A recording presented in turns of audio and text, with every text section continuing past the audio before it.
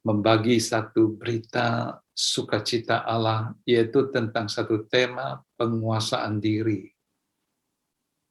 Sebelum penguasaan diri, saya sampaikan mungkin ada satu berita tentang bertahan. Kadang-kadang kita pikir penguasaan diri dan bertahan itu mirip-mirip, tetapi tidak sama. Kalau untuk bertahan, sanggupkah aku bertahan?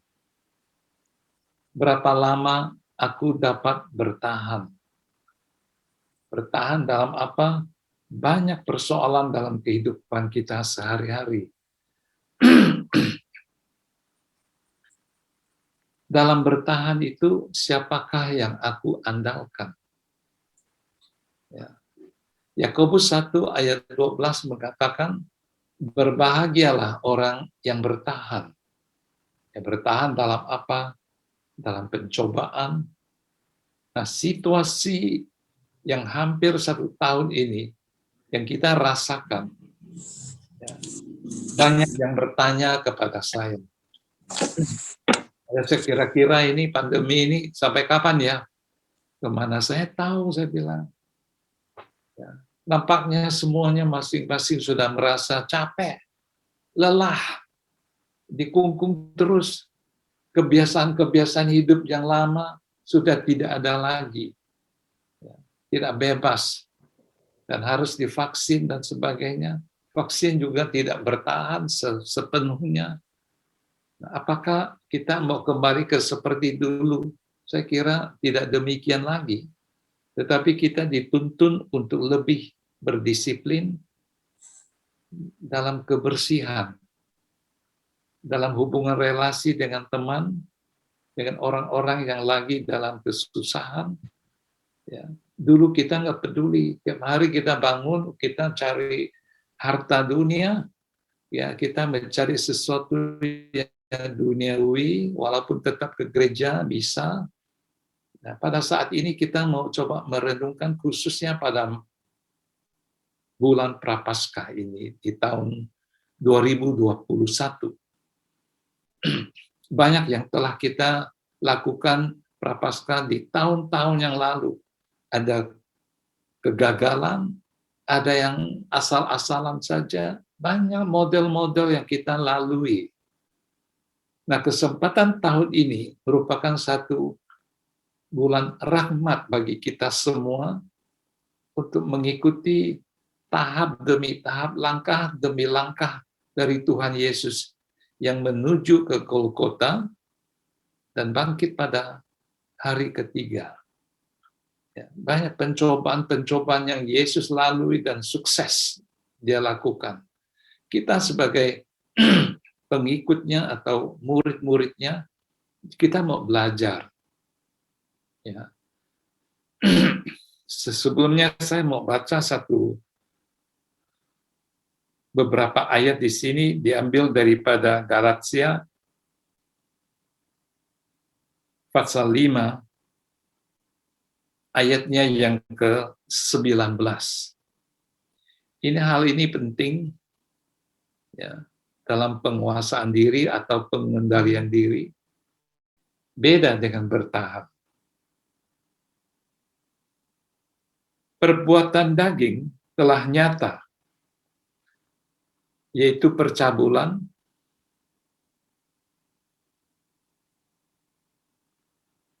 kecemaran, hawa nafsu, penyembahan berhala, sihir, perseteruan, perselisihan, iri hati, amarah, kepentingan diri sendiri, percitraan, roh pemecah, kedengkian, kemabukan, pesta pora, dan sebagainya. Saya hitung-hitung kira-kira di sini ada 15 produk mengenai perbuatan daging. Perbuatan daging itu bisa dari kita sendiri, kedagingan manusia dalam kelemahannya, maupun itu disodorkan sebagai produk setan. dari kuasa kegelapan yang merongrong, yang memompa kita, yang menggodai kita. Ayat 21C itu yang sangat kita harus perhatikan selama kita masih berjalan dalam perjalanan iman ini. Di situ dikatakan dalam ayat 21C, terhadap semuanya itu kuperingatkan kepada kamu. Kuperingatkan kamu, seperti yang telah kubuat dahulu. Yang mengatakan ini adalah Rasul Paulus. Dia pernah berbuat total ini 15 macam produk setan ini. Ya. Di situ dikatakan bahwa barang siapa melakukan hal-hal yang demikian, ia tidak akan mendapat bagian dalam kerajaan Allah. Serajin-rajinnya kita melayani, ya, sekomit-komit kita dalam pelayanan dengan jam terbang yang tinggi, ya, kalau di dalam 15 produk setan itu, salah satu saja kita lakukan, itu dikatakan tidak akan mendapat bagian dalam kerajaan Allah. Dan ini menurut saya dalam permenungan ini sangat serius.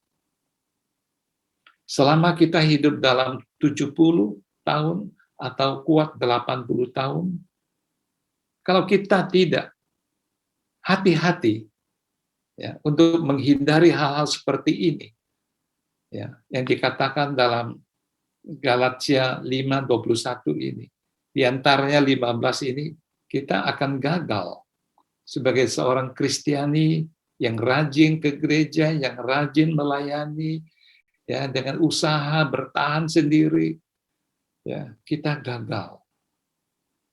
Oleh karena itu, malam hari ini kita diajak untuk merenungkan kembali tentang bagaimana hidup tanpa penguasaan diri. Ya.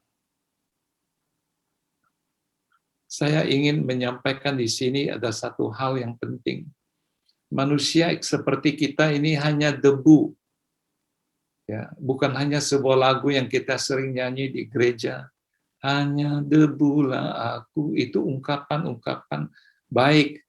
Tapi kalau kita merenungkan kembali, memang dalam kitab Kejadian itu kita dicatat di sana, manusia terdiri diambil dari debu.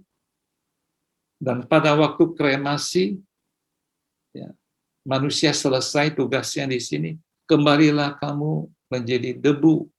Kita semua begitu. Ya. Debu ini tidak memiliki satu keunggulan apapun, keistimewaan apapun untuk melawan musuh yang terbesar. Musuh yang terbesar dalam hidup ini adalah diri kita sendiri. Dan tidak ada yang tahu, waktu kita bergumul melawan diri sendiri, kita perlu penguasaan diri. Bukan bertahan. Bertahan kita nggak lama. Musuh yang kedua adalah musuh yang suka mondar-mandir di sana, di sini, yaitu malaikat Allah yang pernah jatuh, yaitu setan. Dia seperti singa yang mengaum-ngaum, mencari mangsa yang dapat ditelannya. Jadi si singa ini yang mengaum-ngaum ini, ya, si setan ini, dia juga mempunyai satu usaha. Karena banyak anak-anak Tuhan sudah bertobat, sudah lahir baru, sudah mengalami kasih karunia Tuhan, mereka tidak mudah untuk jatuh. Tapi ingat, kita adalah debu. Debu tidak punya daya apa-apa. Makanya Yesus sebelum naik ke surga, dia berpesan, aku akan minta kepada Bapa untuk mengirimkan seorang penolong yang lain.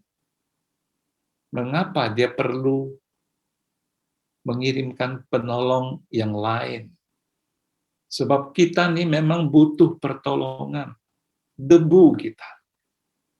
Sehebat-hebatnya seorang melayani, setinggi-tingginya jam terbangnya, setenar-tenar popularitasnya di mana-mana sih dunia orang tahu, dia tetap debu. Dan debu ini lemah. Debu ini kalau ditiup hilang. Selama roh Allah masih di situ, saya debu boleh berbicara secara virtual dengan Anda semua. Kalau Tuhan mengatakan kepada saya, Yosef, waktumu sudah selesai. Pekerjaanmu dalam pertandingan ini sudah selesai. Ya kembali kepada debu, menjadi debu kembali.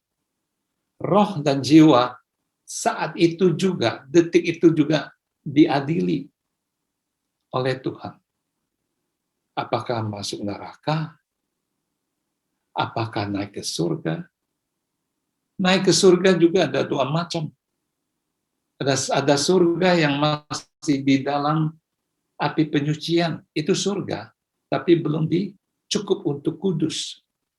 Karena di surga tidak ada cacatnya. Ya.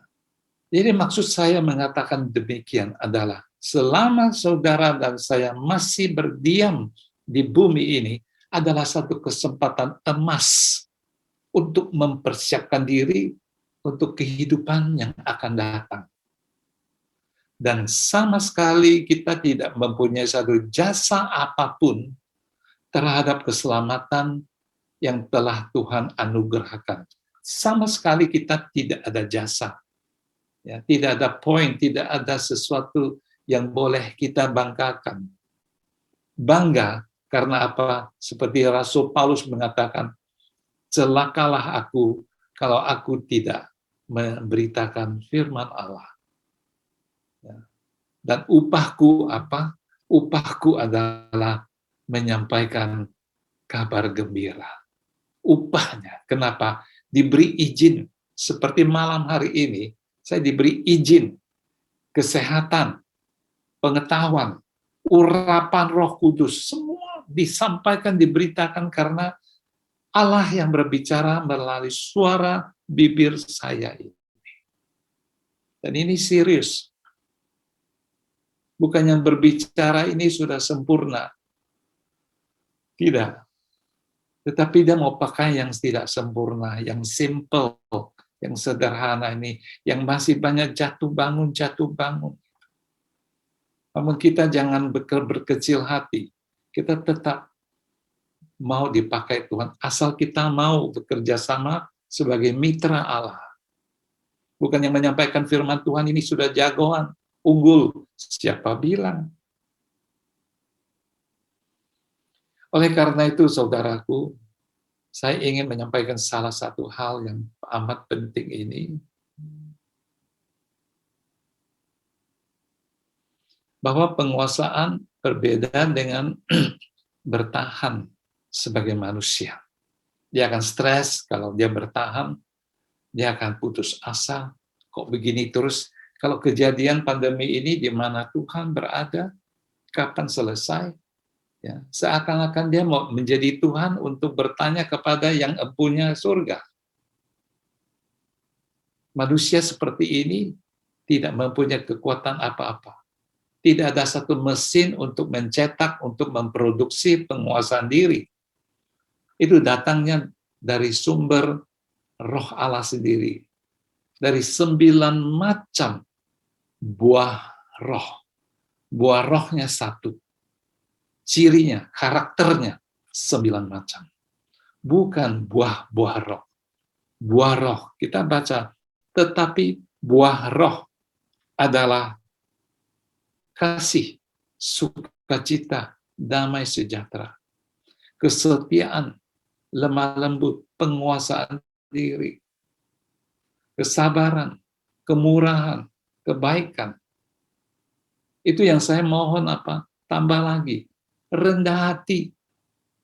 Kesabaran sudah ada. Dan itu bukan terpaksa. terpaksa rendah hati, terpaksa sabar. Karena ini pekerjaan roh. Kalau kita menyerahkan secara totalitas, sepenuhnya kepada Allah, Dia yang membentuk kita, sehingga menjadi sabda yang kita sampaikan ini sungguh-sungguh terwujud. Orang melihat secara kasat mata.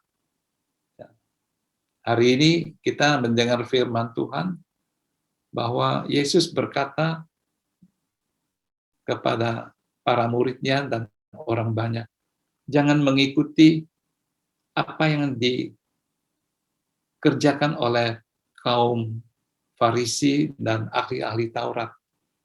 Tetapi apa yang dia ajarkan, kalian harus ikut. Nah, kadang-kadang kita sebagai pewarta menyampaikan firman Tuhan, orang melihat, ini kira-kira ini orang munafik enggak? Apa yang dia sampaikan, dia lakukan enggak? Nah, saudaraku, kita melihat bahwa tanpa penguasaan diri, manusia tidak sanggup melakukan perintah-perintah Allah, ketetapan-ketetapan Allah. Kita sama sekali tidak sanggup, karena daging ini masih nempel. Ya. Makanya kalau kita berdoa, Tuhan ampuni saya ini lemah, terbatas, sering jatuh bangun, dan sebagainya. Kita melihat yang pertama adalah sejak manusia pertama, Adam dan Hawa, jatuh dalam dosa. Digodai oleh setan, si ular itu, untuk memakan buah pohon tentang yang baik dan yang jahat. Pengetahuan itu. Dikatakan oleh Tuhan, jangan ya kau makan ya buah itu. Tetapi toh akhirnya jatuh dan menjadi satu dosa warisan. Ya, setiap kita harus dibaptis untuk dosa asal. Belum lagi ditambah-tambah lagi yang 15 macam itu, yang dari pribadi. Dan saya yakin tidak seorang pun berkata, mulai besok saya tidak berdosa lagi. Saya tidak yakin. Sebab saya sendiri juga tidak yakin besok saya tidak berbuat pelanggaran Allah lagi. Bukan berarti kita mempunyai rencana untuk ke situ, tetapi kelemahan ya ke manusia ini.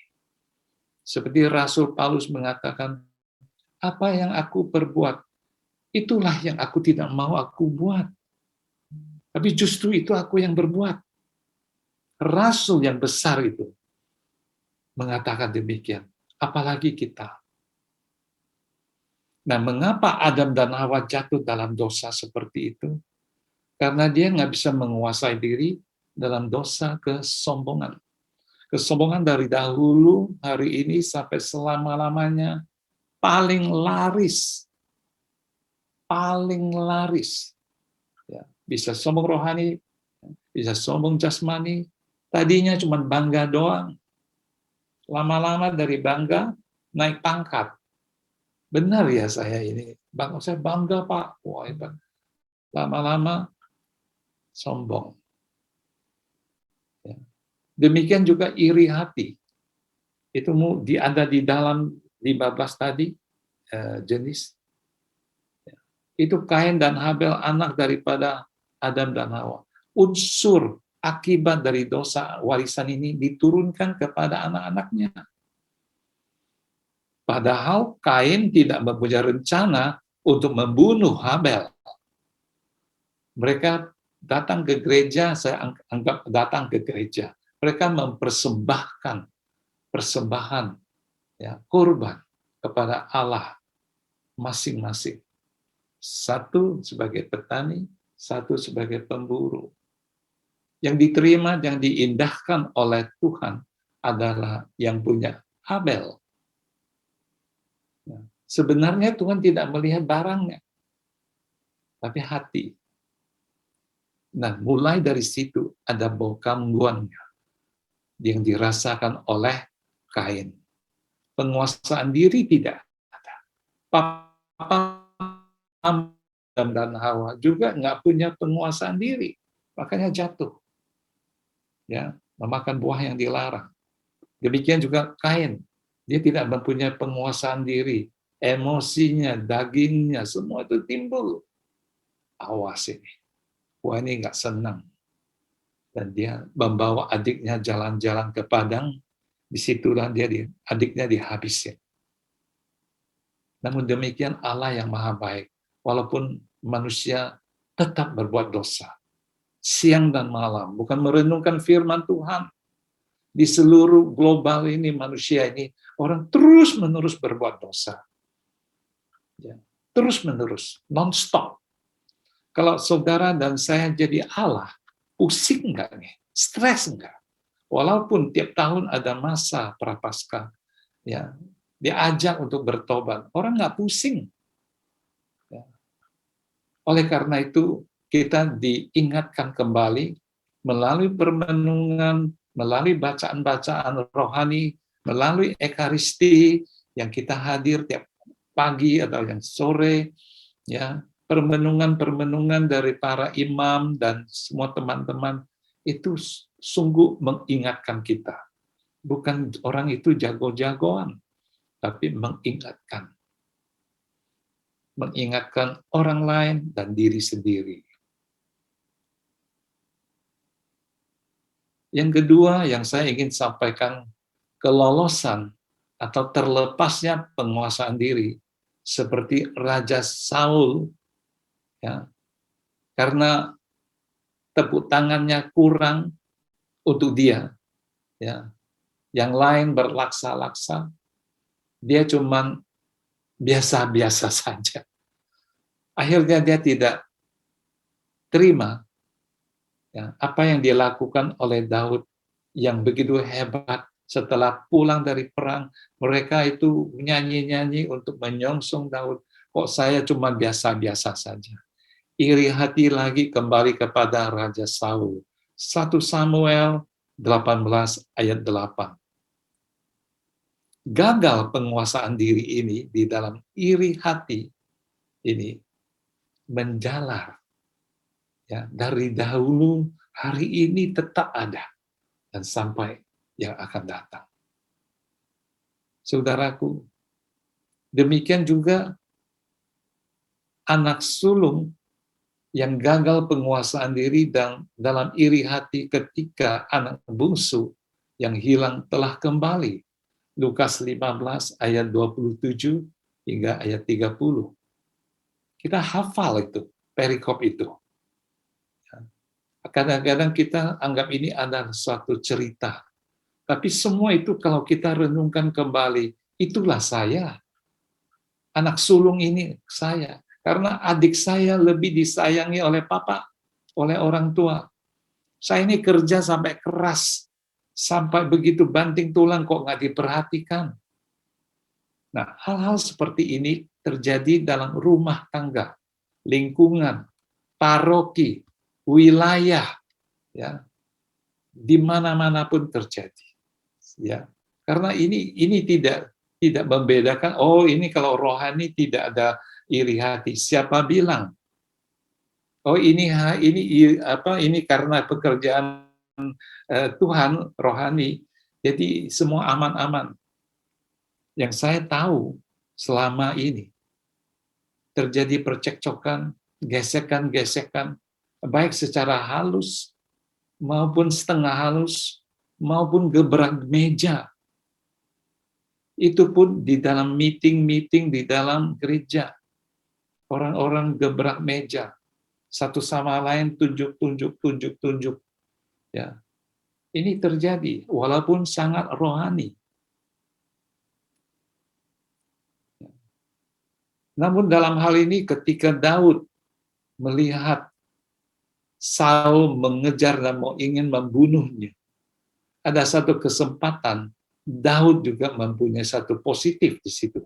Ketika dia lihat Raja Saul ada di situ, dia memotong sedikit bajunya. Menandakan kalau gue mau bunuh lo, udah terjadi. Tapi karena engkau adalah diurapi oleh Tuhan, saya tidak mau menyentuhnya. Ini penguasaan diri dan menghormati hadirat Allah. Namun satu hal, Daud juga gagal dalam penguasaan diri. Waktu dia tergiur oleh nafsu seks terhadap istrinya Uria, ya, yaitu Bathsheba, ya, kepingin untuk tidur dengan dia. Ada satu kuasa nafsu seks menguasai dirinya. Dia bohwat, dia nggak bisa apa-apa. Akhirnya dia karena dia raja, dia bisa memerintahkan, oh saya mau senang dengan wanita itu. Sudah dia datang dan tidur dengan dia. Padahal seorang raja, dia punya banyak gundik istri-istri. Tapi ini beda. Saudaraku, penguasaan diri ini tidak dapat kita tolak, ya, tetapi kita mohon setiap hari penguasaan diri, kerendahan hati, kesabaran, keadilan. Poin per poin ini tiap hari kita mohon kepada Tuhan. Sebab mulut ini kita nggak bisa menguasai dengan baik, lidah kita, pikiran kita yang jahat, menghakimi dan sebagainya. Itu semua ada. Bukan karena kita menghindari dosa kita jadi kudus, bukan. Tetapi ada satu buah, yaitu buah yang baik. Yang harus saudara dan saya mohon dengan bimbingan Roh Kudus, kita semakin maju, semakin mengenal Tuhan, semakin mengasihi Dia. Dari setiap buah roh itu, setan menggoda, memutar balik menjadi buah yang jahat. Makanya Yesus mengatakan dalam doa yang diajarkan kepada para muridnya, dalam doa Bapa kami, janganlah masukkan kami, janganlah membiarkan kami, janganlah membawakan kami dalam pencobaan, karena kita lemah. Namun bebaskanlah kami dari yang jahat. Bebaskan kami dari godaan setan. Tolong bebaskan. Itu doa Bapa kami. Kenapa? Doa ini diajarkan karena kita manusia ini yang diciptakan oleh Tuhan, yang seharusnya citra Allah yang diutamakan, kita gagal tiap hari. Gagal. Karena nggak ada penguasaan diri. Apakah dia seorang awam, atau imam, atau siapapun, namanya manusia. Sebab kalau orang berbuat jahat, itu nggak usah diajarkan. Tapi kalau berbuat baik, kita perlu diajar, perlu diingatkan, perlu dituntun. Justru itu penguasaan diri merupakan sebuah dasar, ya, atau harga mati yang tidak bisa kita tolak. Yang harus ada pada setiap anak-anak Tuhan. Kalau tidak, kita bisa stres. Ya. Stres kenapa? Karena saya sudah ingin berusaha baik, kok masih jatuh lagi. Ya. Tuhan kadang-kadang mengizinkan hal ini terjadi supaya saudara dan saya tidak sombong. Kalau kita merasa saya sudah bebas dari dosa, ya maunya begitu. Makanya kita tiap hari datang kepada Tuhan di hadirat-Nya, terutama di dalam misa, perayaan Ekaristi, Sakramen Maha Kudus. Kita menimba kekuatan daripada Tuhan yang hadir tiap hari melalui romo, melalui seorang pastor imam, ya, menerima tubuh dan darahnya. Kita dikuatkan di situ. Kalau tidak, kita stres. Karena apa? Karena berdasarkan kekuatan sendiri. Itu tidak mungkin, saudara. Kita melihat di sini, ada lagi, Yesus sendiri saja dicobai. Dicobai di padang gurun setelah 40 hari, 40 malam berpuasa. Dan dilayani oleh malaikat. Setelah selesai dalam Matius 4 ayat 1 hingga 11, ada strategi penyerangan iblis. Kalau Tuhan saja dicobai, kenapa dia harus dicobai? Karena ada satu misi dari Bapa Surgawi melalui putranya untuk pengampunan dosa, untuk menebus dosa, untuk menerima kita kembali dari si jahat. Selama saudara dan saya masih di dalam dosa, ya, kita adalah miliknya setan. Yang diserang apa? Kita tahu manusia itu terdiri dari tubuh, roh, dan jiwa. Yang diserang oleh iblis itu terutama tubuhnya, karena tubuh itu lemah. Dengan satu perkataan, jika engkau anak Allah. Jadi status Yesus yang diserang. Kalau Yesus mengatakan, memang gua anak Allah, lu mau apa? Emangnya mau apa? Nah, kalau Yesus mempertahankan dirinya, bukan mengosongkan dirinya, Yesus gagal. Tapi Yesus tetap mengosongkan dirinya, mengutamakan ketaatan kepada Bapa Surgawi. Walaupun dia lapar dan haus pada saat itu, batu ini nggak mungkin menjadi roti, tetapi anak Allah bisa. Kalau engkau anak Allah, pasti bisa. Mau coba enggak ya? Nah, saudaraku, Yesus dicobai bukan karena jika engkau lapar, kamu sanggup merubah batu ini jadi roti. Bukan. Bukan karena Yesus lapar. Jika engkau anak Allah. Nah, ini adalah satu kemanusiaan kita yang kadang-kadang mempertahankan, lu tahu nggak, gue ini siapa? Ya. Gue ini udah lama pelayanan. Gue dikenal sama siapa-siapa, semua orang tahu saya. Pastor, uskup apalagi, semua tahu saya. Ini satu kesombongan rohani yang menyelinap di dalam pelayanan kita. Ya. Saudaraku, Yesus datang. Kenapa Yesus datang? Untuk jangan beritahukan ya kepada orang lain. Ya, sering kalau Yesus mengatakan mukjizat-mukjizat, jangan mengatakan. Karena Yesus tidak menonjolkan mukjizat. Itu murahan. Tapi Yesus ingin datang sebagai Mesias, sebagai putra Allah, melalui sengsara, wafat, dan kebangkitannya. Dan dalam salibnya itu adalah kemuliaan, kemenangan, dan bisa mengalahkan maut. Saudaraku, ini iblis juga ingin menggagalkan Yesus melalui contoh-contoh mukjizat-mukjizat yang dia lakukan. Ya. Tapi Yesus tetap mempertahankan Mesias yang sebenarnya. Bukan yang dipikirkan oleh Yudas, bukan yang dipikirkan oleh Petrus. Ya, sampai disangkal, dijual Yesus. Makanya saya lagi merenungkan bagaimana kalau Yesus sendiri menjadi putra Allah 33 tahun di bumi ini adalah sesuatu hal yang tidak mudah.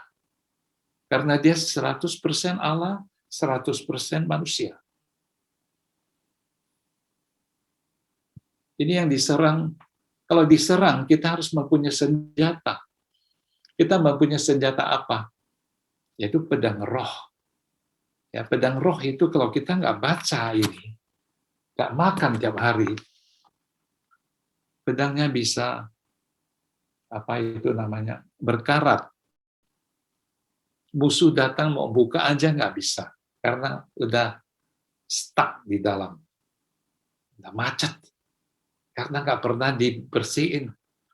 Yesus mengatakan, ada tertulis, manusia bukan hidup dari roti saja, tetapi dari setiap firman yang keluar dari mulut Allah. Ulangan 8 ayat 3. Saudaraku, untuk menyerang iblis, ya, menangkis serangannya, tidak ada cara lain selain daripada pedang roh. Bagaimana dengan masalah perut kita di masa pandemi ini? Ekonominya tidak mendukung, kesulitan makin tiap hari makin bertambah, makin meninggi. Ya. Ekonomi sangat meragukan kadang-kadang pemeliharaan penyelenggaraan ilahi ada di mana. Ya. Apakah kita mengalihkan sesuatu iman kita kepada non-Allah, ya, kepada iblis dengan kekuatan-kekuatannya, dan menggadaikan iman kita dengan sepotong roti saja, menggadaikan dengan iman kita dengan satu kedudukan sementara, satu kursi yang empuk, satu nafsu seks yang tidak beraturan itu. Apakah kita mau menggadaikan iman dengan hanya sepotong roti itu? Harta. Matius 6 ayat 33, carilah kerajaan Allah dulu dan kebenarannya, maka semuanya akan ditambahkan kepada. Bukan semua dalam materi. Damai sukacita yang tidak diproduksi oleh dunia, justru itu adalah yang ditambahkan kepadamu. Orang nggak punya uang, punya berlian atau harta, nggak bisa beli damai sejahtera. Ini produk dari kerajaan Allah. Itu yang ditambahkan kepada kamu. Kalau kita mencari kerajaan Allah dulu dan kebenarannya, ya di samping yang lain. Kadang-kadang kita nggak ke situ, penguasaan diri nggak ada. Kita mencari apa? Yang ditambah-tambahkan. Ya. Kadang-kadang kita lihat hanya sebagai satu poster, ya. Tapi ini bukan poster, ini adalah firman Allah. Dan firman Allah mempunyai kuasa yang tak terbatas. Ya. Sekarang Yesus diserang apa lagi? Tadi tubuh, jiwa Yesus atau nyawanya. Popularitas diri. Ya. Untuk mencelakakan jiwa dengan cara agar Yesus menjatuhkan tubuhnya ke bawah, ya, hubungan bait Allah, ya, dengan dukungan daripada malaikat. Itu ada firman-Nya, ya, di Mazmur 91 ayat 11-12. Itu dihafal oleh iblis, dipakai. Iblis memakai firman yang tertulis itu menyerang Yesus. Saudaraku, kadang-kadang di dalam pelayanan kita saling bergontok-gontokan karena apa? Saling menyerang melalui firman. Oh, ayat ini mengatakan ini. Saya kira firman Tuhan bukan ke situ tujuannya. Ini adalah berita penyelamatan. Bukan untuk siapa menang, siapa kalah, saling untuk menyerang, bukan. Kalau sudah ke situ, itu bukan dari Tuhan. Mesias yang komit memilih jalan salib, tujuan karya keselamatannya, bukan untuk menjadi Mesias raja dunia terkenal untuk mengatasi revolusi terhadap jajahan Romawi, bukan ke situ. Nah, pedang roh yang ini Tuhan mengatakan, ada tertulis, jangan engkau mencobai Tuhan Allahmu. Ulangan 6 ayat 16. Ya. Jadi iblis diserang kembali oleh Tuhan Yesus dengan cocok, ya, bahwa ini jangan engkau mencobai Tuhan Allah. Kamu nggak berhak. Ya, jadi iblis ini memang licik sampai Tuhan sendiri dia mau cobai. Jadi secara kejiwaan manusia kita dicobai, ya, merasa paling hebat, paling pinter, paling unggul, paling jago, jam terbang sudah tinggi, ya. Ini bahaya ini, saudara. Secara rohani kita kelihatan suci-suci, baik-baik, tetapi ada terselubung bahwa ini adalah unsur dosa. Kadang-kadang kita juga mau tanya, masih adakah Tuhan di tengah-tengah kita di saat pandemi ini? Terus kita mulai mengurangi iman kita, mengabaikan ketaatan, membuka diri kepada bahaya alami yang merusak. Ya. Saya kadang-kadang memikirkan sesuatu hal ini, kadang-kadang manusia ini memang susah diatur. Akhirnya roh Yesus juga dengan iming-iming dunia dikatakan begini, itu sasarannya setan, yaitu cinta harta dunia. Memilih dunia Mamon ini, tetapi Tuhan juga mau roh kita dikacau balaukan. Matius 4 ayat 8. Dan itu iblis memperlihatkan semua kerajaan dunia, ya, agar Tuhan Yesus pai-pai kepada, sembah kepada iblis. Apakah mungkin hal ini? Ya, dalam masa 40 hari, 40 malam, kekuatan Yesus dalam masa puasa itu terus bertambah, ya, bukan makin berkurang. Enyahlah iblis, itu senjata Allah. Sebab ada tertulis, engkau harus menyembah Tuhan dan Allahmu, dan hanya kepada Dia sajalah engkau berbakti. Matius 4 ayat 10. Yesus akhirnya berhasil mengalahkan iblis dengan penguasaan diri yang total, ketaatan yang absolut, tanpa goyah melalui pedang roh. Sebagai orang Kristiani, pedang roh ini setiap hari kita harus asah, bukan disimpan. Ya, harus diasah semakin tajam. Kalau ada yang musuh yang datang, ya, kita melambaikan tangan dengan kasih, dengan cinta. 3 strategi penyerangan iblis atas manusia dengan zaman sekarang ini, dari dahulu, sekarang, sampai selama-lamanya. Jangan lupa, 1 Yohanes 2 ayat 16. Ada 3 strategi, produk-produknya yang membinasakan kita. Kalau kita nggak bisa, ada penguasaan diri.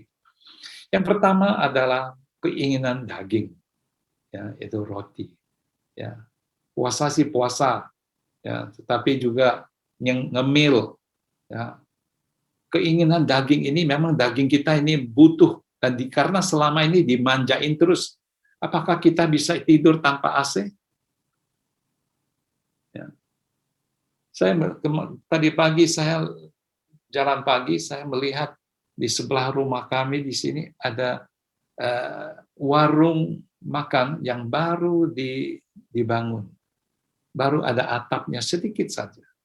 Waktu saya melihat, menyapa mereka pagi-pagi, loh, kan sudah ada orang, dia bilang, kami tidur di sini, Pak. Saya lagi mikir, ya, atapnya cuma sedikit, hujan lagi, belum lagi nyamuk. Dan bukan tidur di tempat tidur atau ranjang, tidak ada.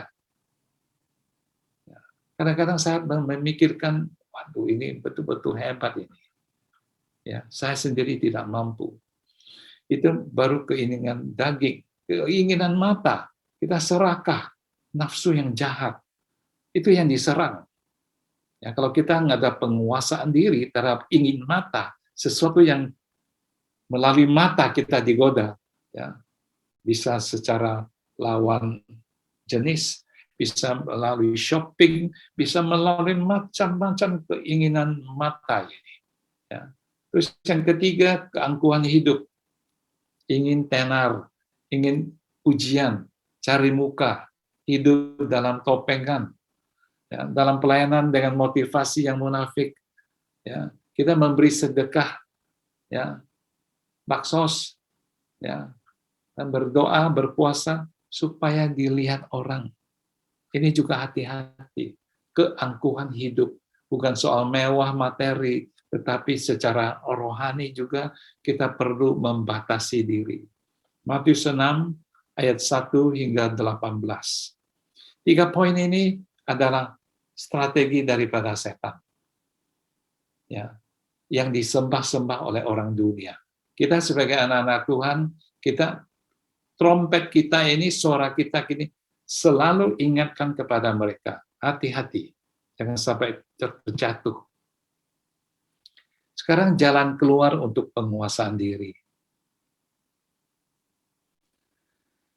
Yang pertama adalah doa pribadi, relasi.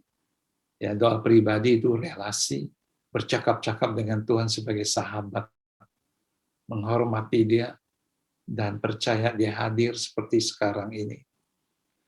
Dan misa harian, sedapat-dapatnya ada live streaming sekarang, atau ditunda, boleh, ya, tetapi kita ikut ya, menerima tubuh dan darah Yesus sesering mungkin. Itu yang pertama. Kedua, hidup dalam roh, mau dibimbing oleh roh, ya, melalui Roh Kudus dalam bimbingannya. Roma 8 ayat 5 hingga ayat 6. Kita mau membuka diri, ya, dibimbing oleh roh. Hanya orang yang angkuh, arogansi, tidak mau dibimbing, tidak suka ditegur. Kalau sudah berbuat salah, pura-pura nggak tahu, ya, anggap ini nggak terjadi. Kita perlu ada teman-teman, sanak saudara kita yang mengatakan kepada kita, ini salah Pak. Oh ya, maaf Pak. Kita dengan rendah hati mengakui dan menerima. Ya, kerendahan hati ini adalah mutlak dimiliki oleh kita. Ya. Yang ketiga adalah merenungkan dan mencintai firman Tuhan sebagai pedang roh yang paling ditakuti oleh iblis. Jadi tiap hari asah. Ya, asah artinya kita baca, kita renungkan, kita coret, kita ingatkan, karena Tuhan berbicara melalui kita. Walaupun ini, Alkitab ini belum sempurna, karena ada magisterium, ada tradisi-tradisi suci dari gereja kita. Ya. Kadang-kadang kita baca ini, kok sampai mentok ini, terus sambungannya bagaimana? Ya. Jadi melalui KGK juga, ya, kita belajar. Ya. Sudah tiap hari makan firman Tuhan dan melakukannya, itu adalah satu ungkapan kita mengucap syukur kepada Tuhan. Tiap hari dia memberi kita makan rohani. Ya.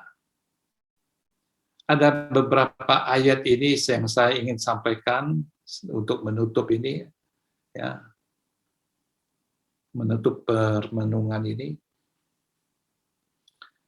Penguasaan diri ini menghadapi segala situasi yang tidak mengenakan, yang tidak kita harapkan, dengan tidak mengeluh atau bersungut-sungut, kontrol diri itu. Ya, tidak khawatir. Apalagi putus asa, patah semangat, tetapi penuh penyerahan secara total kepada penyelenggaraan ilahi. Penyelenggara ilahi artinya Emmanuel yang senantiasa berdampingan dengan kita, selalu membisikkan sesuatu yang baik untuk mengontrol kita, untuk menolong kita, untuk mengingatkan kita setiap firman Allah. Karena mengeluh tidak dapat menyelesaikan persoalan. Mengeluh tidak dapat pergi ke restoran, mengunjungi sanak saudara, terbang ke luar negeri untuk tur, itu tidak ada lagi, saudaraku. Ya. Ya. Sebab dengan sikap di atas ini, ya, masalah kita tetap belum bisa diselesaikan. Ya, masih belum diselesaikan. Ya. Buat apa kita mengeluh? Buat apa kita bersungut-sungut? Ya. Nah, itu. Dan mengapa orang harus penguasaan diri? Saya tanya sekarang kepada para pendengar, teman-teman kita. Mengapa harus penguasaan diri? Orang yang tidak dapat, ya, Amsal 25 ayat 28 itu dicatat. Amsal 25 28. Orang yang tidak dapat mengendalikan diri adalah seperti kota yang roboh temboknya. Kalau kota yang temboknya sudah roboh, itu gampang diserang musuh. Dan musuh kita, saya tadi katakan pada awal permenungan itu, musuh yang terbesar adalah aku sendiri. Yang kedua adalah roh-roh jahat yang tidak kelihatan, yang suka memecah belah keluarga-keluarga. Ya, itu yang sering-sering terjadi kalau kita ada konseling. Yang kedua, mengapa harus penguasaan diri? Karena justru karena itu kamu harus dengan sungguh-sungguh berusaha untuk menambahkan kepada imanmu kebajikan dan kepada kebajikan pengetahuan. Dan kepada pengetahuan penguasaan diri. Kepada penguasaan diri ketekunan. Dan ketekunan kesalehan. 2 Petrus 1 ayat 5 hingga 7. Ya.